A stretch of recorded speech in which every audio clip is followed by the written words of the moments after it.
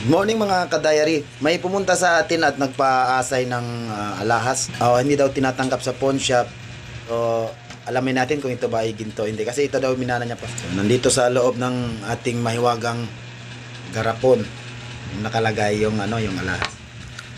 Ito nga yung isang kwintas po yan mga ka-diary. Hindi siya ganun ka kinang. Tapos medyo brown na siya at nangingitim. Kaya naman ating iasay nang magkaalaman na kung ito ba ay ginto or real o fake.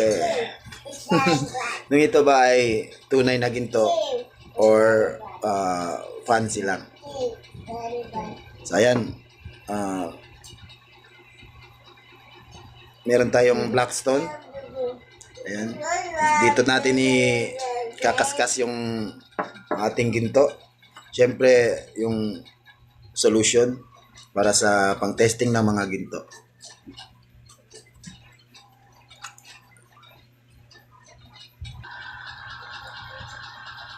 Siyempre, ikakaskas natin ng mga ka-diary. Yung yung dito banda. Yan. Puno natin ng sample.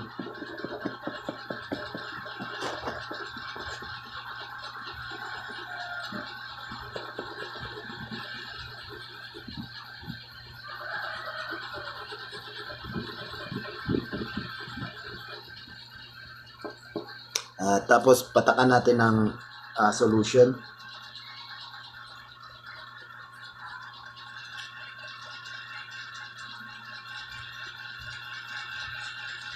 Ayun, sa nakikita niyo mga ka-diary, hindi siya natunaw, hindi siya nabura.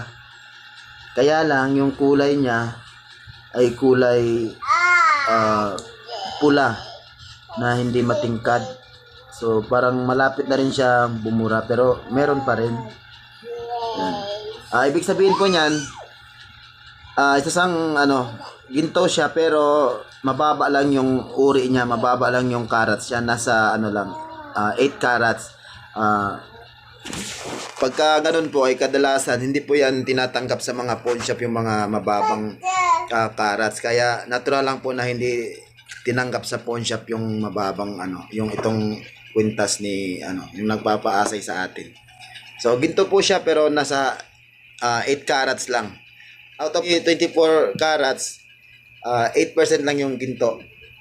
So hindi siya tinatanggap kagaya ng mga 18 carats na maaring isanla. Okay, so yun lang mga ka-diary para sa pag may kayo mga alahas na hindi masanla, pwede nyo ipasay sa akin. Okay, thanks for watching.